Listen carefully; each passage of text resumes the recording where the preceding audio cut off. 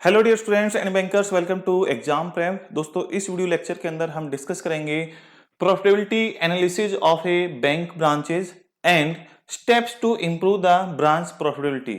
एक ब्रांच की प्रॉफिटेबिलिटी को कैसे इंक्रीज किए जा सकते हैं उसके लिए कुछ स्टेप्स देखेंगे और ब्रांच प्रॉफिटेबिलिटी का एनालिसिस करेंगे। तो चलिए शुरुआत करते हैं। अगर हम बात करें रिसेंट ईयर्स की, तो रिसेंट ईयर्स के अंदर देखा गया है कि जो ब्रांचेस के अंदर फुटफॉल था वो बहुत कम हो गया है कोविड 19 के बाद, और ब्रांचेज भी बैंकों की बहुत कम हो गई है। सारा का सारा फोकस डिजिटलाइजेशन के ऊपर हो गया है। सारी की सारी बैंकिंग ऑनलाइन होनी स्टार्ट हो गई है और बहुत ही कंफर्ट के साथ होनी स्टार्ट हो गई है। तो इसका मतलब ये नहीं है कि ब्रांचेज की वैल्यू कम हो गई है, ब्रांचेज को नेग्लेक्ट कर देना चाहिए। ब्रांचेज का बहुत बड़ा रोल है प्रॉफिटेबिलिटी को इंक्रीज करने में। क्यों? क्योंकि जो ब्रांड वैल्यू है वो ब्रांचेज ही बनाती हैं। जो क्रॉस सेलिंग है, क्रॉस सेलिंग में ब्रांचेज ही हेल्प करती हैं। तो हमें एक ब्रॉड लेवल पर देखना होगा ब्रांच की प्रॉफिटेबिलिटी को, कि कौन कौन से फैक्टर्स हैं या किस किस जगह पर ब्रांचेज जो हैं अपना रोल प्ले करती हैं। तो चलिए पढ़ना स्टार्ट करते हैं। तो सबसे पहले मैंने डिस्कस किया profitability analysis of bank branches.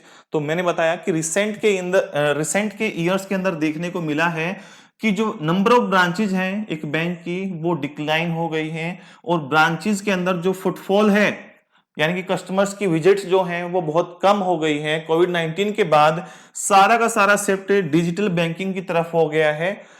अब यहां पर इसका मतलब ये नहीं है कि अब सारा डिजिटल हो गया है तो ब्रांचेज यूजलेस हो गई हैं और ब्रांचेज ओपन करने की जरूरत ही नहीं है। नहीं, ब्रांचेज का एक अपना रोल है। ब्रांचेज ब्रांड वैल्यू को इंक्रीज करते हैं, ब्रांड को मेंटेन करती हैं और क्रॉस सेलिंग के अंदर भी क्या करती हैं, हेल्प करती हैं। Despite this trend, bank branches not obsolete, they still play a strategic role in creating the revenue.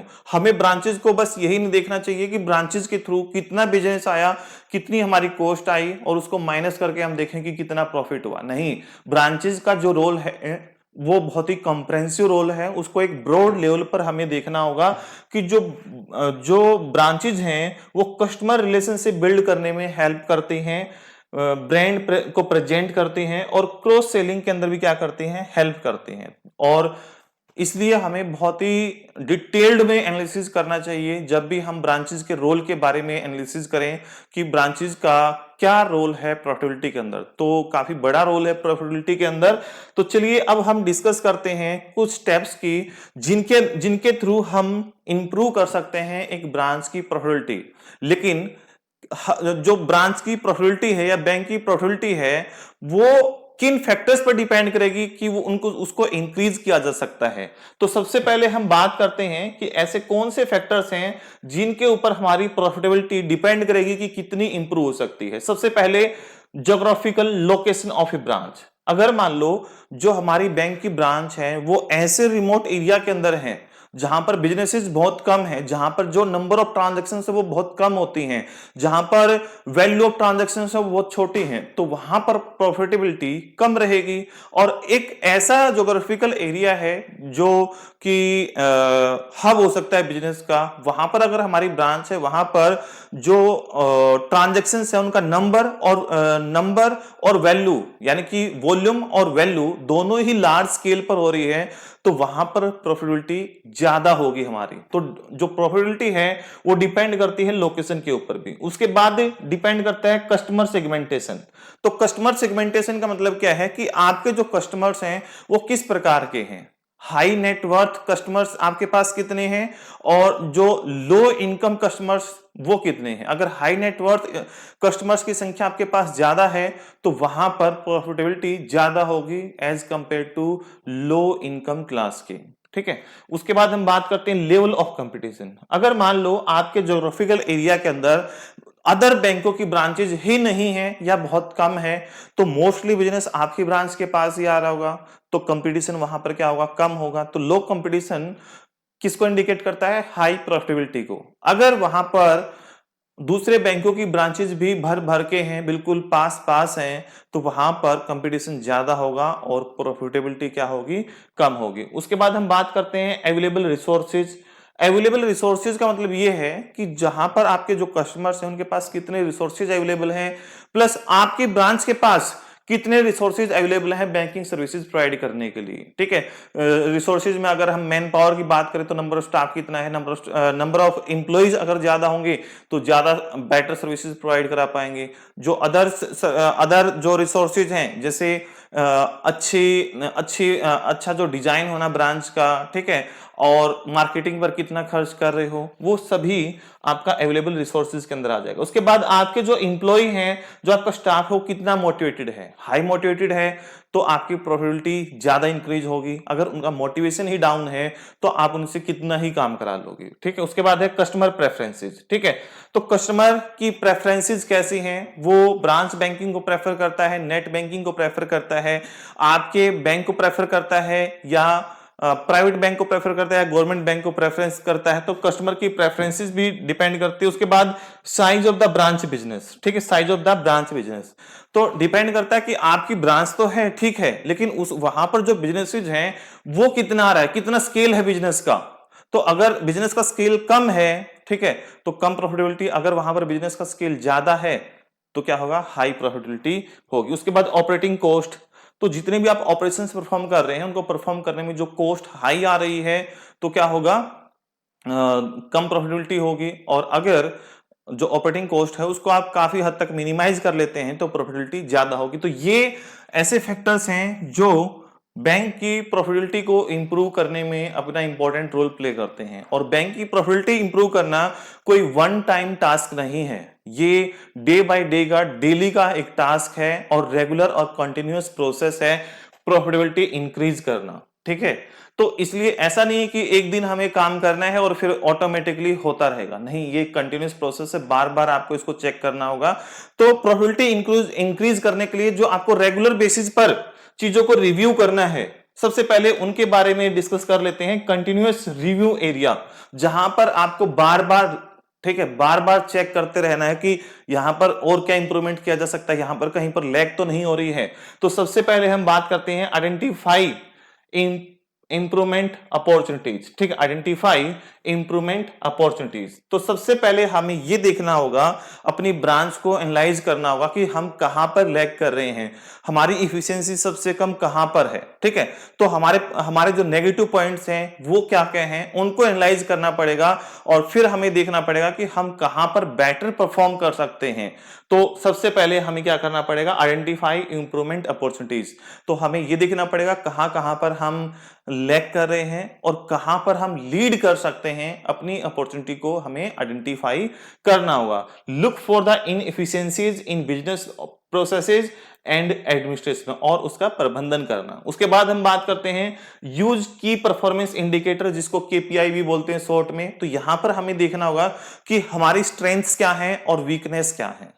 ठीक है, स्ट्रेंथ्स में जैसे हो सकता है हम किसी एक स्पेसिफिक बिजनेस के अंदर एक्सपर्ट हो, जैसे एमएसएमई लोन प्रोवाइड करने में या गोल्ड लोन प्रोवाइड करने में हमारी एक्सपर्टाइज हो, लोग हमारे ऊपर ट्रस्ट ज्यादा करते हैं गोल्ड लोन के केस में, तो ये हमारी स्ट्रेंथ होगी, ये हमारी क्या होगी, स्ट्रेंथ होगी। तो इसको पकड़कर यहां पर हमें ज्यादा से ज्यादा काम करने की जरूरत है। और जो वीकनेस है हमारी, ठीक है, जो वीकनेस है हमारी, उसको इंप्रूव करने के लिए हमें क्या करना है, काम करना है। वीकनेस हमारी क्या हो सकती है, भाई ऑपरेटिंग कॉस्ट ज्यादा आ रहे हैं तो ऑपरेटिंग कॉस्ट को कैसे मिनिमाइज किया जाए। ठीक है, सेल अगर कम हो रही है तो किन रीजंस की वजह से सेल कम हो रही है, तो उन रीजंस को आइडेंटिफाई करना है।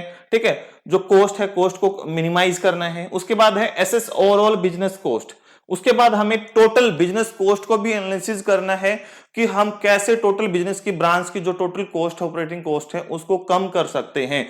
जो एक्स्ट्रा खर्चे हैं वो हमारे क्या क्या हैं जिनको हम कम कर सकते हैं, जिनको हम ओवरहेड चार्जेस बोलते हैं। और अगर हम कस्टमर्स को डिस्काउंट प्रोवाइड करते हैं अपने लॉयल कस्टमर्स को, तो उसका क्या इंपैक्ट है, क्या हमारी सेल इंक्रीज होती है, क्या एक लॉयल कस्टमर बिल्ड हो रहा है। तो इन सभी चीजों को हमें एनालाइज करना पड़ेगा। उसके बाद रिड्यूस वेस्टेज, जितनी भी हमारी वेस्टेज हो रही है, जैसे इलेक्ट्रिसिटी वेस्टेज हो रही है, अगर मान लो कोई सिस्टम यूज में नहीं है लेकिन वो फिर भी रनिंग कंडीशन में है, कोई फैन चल रहा है लेकिन उसका कोई यूज नहीं है, वहां पर कोई पर्सन अवेलेबल नहीं है, तो ये हमारी इलेक्ट्रिसिटी वेस्टेज होगी। इसी प्रकार के अदर रिसोर्सेज के अंदर भी वेस्टेज होती है। ठीक है, तो उस वेस्टेज को हमें मिनिमाइज करना होगा ताकि हम अपनी प्रॉफिटेबिलिटी को इंक्रीज कर सकें। उसके बाद हमें देखना होगा रिव्यू प्रोडक्ट प्राइसिंग रेगुलरली।